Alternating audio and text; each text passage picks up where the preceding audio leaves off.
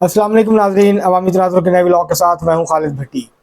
آج ہم بات کریں گے کہ حکومت جو ہے وہ آئینی ترامیم سے کیا وقتی طور پہ پیچھے ہٹی ہے، یا آئینی ترامیم جو ہیں وہ فارغ ہو چکی، اب شاید آئینی ترامیم کا مستقبل جو ہے وہ غیر یقینی کا شکار ہو جائے اور حکومت کے لیے اتنا آسان نہ رہے ان آئینی ترامیم کو پاس کروانا۔ وہ کون سی آئینی ترامیم ہیں جن پر مولانا فضل الرحمان کو شدید تحفظات ہیں؟ وہ کون سی آئینی ترمیم ہے جس پہ میاں نواز شریف کو جو ہے وہ تحفظات ہیں؟ انہوں نے اپنے تحفظات کا اظہار کیا۔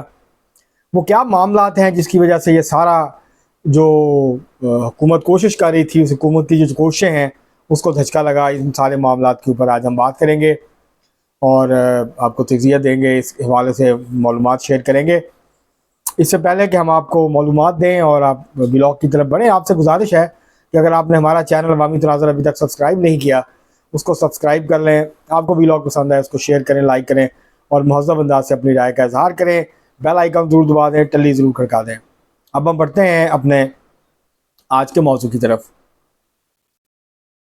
حکومت کی تمام تر کوششوں کے باوجود حکومت کو آئینی ترامیم کے محاذ پر پسپائی اختیار کرنا پڑی اور مولانا فضل الرحمان حکومت کو پیچھے ہٹنے پہ مجبور انہوں نے کر دیا۔ حکومت مجبور ہوئی کہ وہ مولانا فضل الرحمان صاحب کو منانے کی خاطر پیچھے ہٹے۔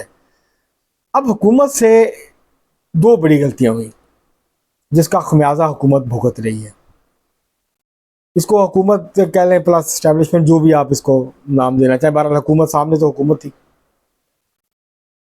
حکومت نے بجائے اس کے کہ ان ترامیم پہ اوپن بحث ہوتی، ایک جمہوری طرز عمل اختیار کیا جاتا ہے، ایک اوپن بحث ہوتی، ٹرانسپیرنٹ طریقے سے تجاویز شیئر کی جاتی ہیں اپنے اتحادیوں کے ساتھ، اپنے جن لوگوں کی حمایت چاہیے تھی ان لوگوں کے ساتھ ایک ڈیبیٹ ہوتی، وکلا تنظیموں کے ساتھ، دانشوروں کے ساتھ، ایک پورا میڈیا کے ذریعے کیمپین کی جاتی، ایک پوری ڈیبیٹ ہوتی، اور جو اچھائیاں ہیں، جو برائیاں ہیں، جو خامیاں ہیں، جو اچھی چیزیں ہیں، وہ سب ڈسکشن میں آتی اور ایک ماحول بنتا، اور اس کے بعد حکومت جو ہے وہ یہ ترامیم پیش کرتی۔ حکومت نے کوشش کی اپنی طرف سے، کیونکہ اجلاس بلانے کا مقصد تو اور کوئی نہیں تھا، ظاہر ہے وہاں پہ کھیر تھوڑی بانٹنی تھی ایم این ایز کو یا سینیٹرز کو، یا نہ ہی وہاں پہ کسی کی فاتحہ خوانی کروانی تھی۔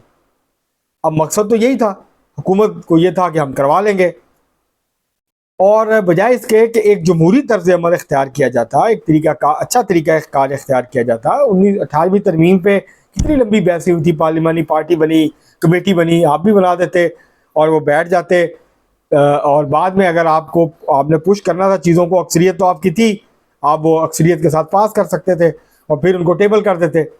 تو حکومت نے بہت ہی مسٹیریس طریقے سے، بہت ہی خفیہ طریقے سے یہ سارا کچھ کرنے کی کوشش کی، اور جب معاملات سامنے آئے، جب حکومت نے چیزیں شیئر کی، مسودہ شیئر ہوا، تو اس کے بعد پھر صورتحال خراب ہوئی۔ سب سے زیادہ اعتراض جو ہے وہ مولانا فضل الرحمان صاحب کو وہ تھا آئین کے آرٹیکل 8 میں جو ترمیم کرنے جا رہی تھی حکومت، جس کے تحت جو بھی کوئی سویلین فوجی تنصیبات پہ حملہ کرتا یا اس طرح کا کوئی معاملہ ہوتا تو اس کا سیدھا اس کا کورٹ مارشل ہوتا۔ تو یہ جو ترمیم تھی اس کے اوپر سے معاملات خراب ہونا شروع ہوئے، اور پھر معاملات خراب ہوتے چلے گئے۔ اس ترمیم کے اوپر سننے میں آ رہا ہے کہ میاں نواز شریف صاحب نے بھی اپنے تحفظات کا اظہار کیا۔ تو حکومت نے ایک تو مکمل چیزیں پہلے پیش سامنے نہیں رکھی۔ حکومت کی کوشش تھی کہ جب آئینی ترامیم ہوگی کس نے پڑھنی ہے، لوگوں نے ہاتھ ہی کھڑے کرنے ہوتے ہیں تو لوگ ہاتھ کھڑا کریں گے، بیچ میں یہ کام بھی ہو جائے گا۔ مین تو مقصد تھا آئینی عدالت۔ آئینی عدالت میں مولانا صاحب کو اختلاف نہیں ہے، نہ ہی دیگر چیزوں کے اوپر، آئینی امینڈمنٹس کے اوپر مولانا صاحب کو اختلاف ہے۔ ان کو ہم نے پچھلے ویلاگ میں بھی بتایا تھا، 2-3 چیزوں پہ اختلاف تھا۔ ایک تو جو ججز کی عمر بڑھائی جا رہی ہے، جو سروسز چیفز کی عمر بڑھائی جا رہی تھی، اس کے اوپر مولانا صاحب کو اعتراض تھے، تحفظات تھے۔ ججز کی عمر بڑھانے کے اوپر اعتراض تھا، چیف جسٹس کی ٹینیور فکس کرنے کے اوپر اعتراض تھا۔ یہ وہ چیزیں تھیں، اور پھر یہ جو اس طرح کی آئینی ترامیم تھی اس کے اوپر جو ہے وہ مولانا صاحب کو اختلاف تھا، ان کو اعتراض تھا۔ تو یہ وہ وجوہات بنی کہ حکومت کو اس ہزیمت کا سامنا کرنا پڑا، اور پی ٹی آئی جو ہے وہ اس وقت خوشیاں منا رہی ہے، منانی بھی چاہیے، ان کو کبھی کبھی تو خوشی نصیب ہوتی ہے۔ تو یہ وہ وجوہات ہیں جس کی وجہ سے اب حکومت کو اگر آئینی عدالت ہی مسئلہ ہے تو آئینی عدالت میں مولانا مان جائیں گے، باقی چیزیں ڈراپ کرنی پڑیں گی۔ جو اسٹیبلشمنٹ کی خواہش ہے کہ یہ ترامیم بھی ہو جائیں وہ شاید نہ ہو سکیں، اور یہ اس کو ٹون ڈاؤن کرنا پڑے گا، اس کے اوپر حکومت کو پیچھے ہٹنا پڑے گا۔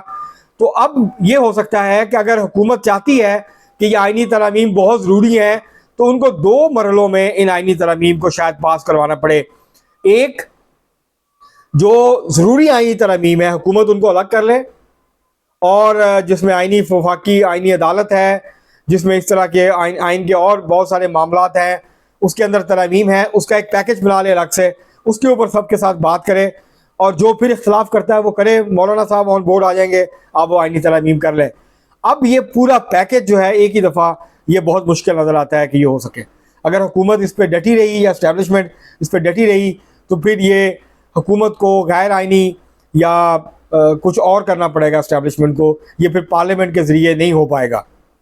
تو یہ وہ ساری صورتحال ہے جس کے اندر جو پرابلم ہے حکومت کے لیے، جس کی جلدی تھی وہ ہے کہ کسی طرح سپریم کورٹ کے جو نئے ہم خیال ججز ہیں ان کو فکس کیا جائے، اور جو حکومت کو انہوں نے ٹف ٹائم دیا ہوا ہے اس کو جو ہے ان کو جو ہے وہ پیچھے دھکیلا جائے، ان کے ساتھ جو ہے اسکور سیٹل کیا جائے۔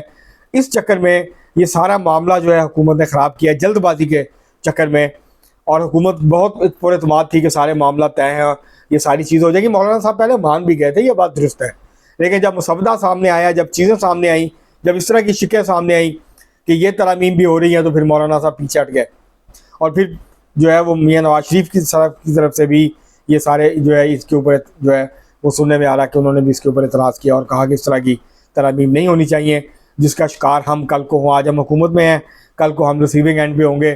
وہ ترمیم یہ تھی کہ کوئی سوشل میڈیا پہ، کہیں پہ گفتگو میں، کسی تقریر میں آپ فوج کے کسی اعلیٰ عہدیدار کی بات نہیں کر سکتے، آپ ان پہ تنقید نہیں کر سکتے، آپ ان کے کسی ایکشن کے اوپر بات نہیں کر سکتے۔ ایک بلینکٹ جو ہے وہ کور کی کوشش تھی، جس کی جو ہے وہ اپوزیشن جو ہے وہ سامنے آئی۔ اب دیکھتے ہیں کہ یہ حکومت جو ہے وہ سمجھداری کا مظاہرہ کرتی ہے یا ڈنڈے کے زور پہ، طاقت کے زور پہ اس کو کروانے کی کوشش کرتی ہے۔ جمہوری طرز عمل تو یہی ہے، جمہوری روایت تو یہی ہے کہ آپ انگیج کریں، آپ ایسی آئینی ترامیم مت کریں جس سے پاکستان میں جمہوریت اور سیاسی قوتیں اور جمہوری قوتیں کمزور ہوں۔ جمہوری سپیس پہلے ہی بہت کم ہے اور سکڑ جائے گا۔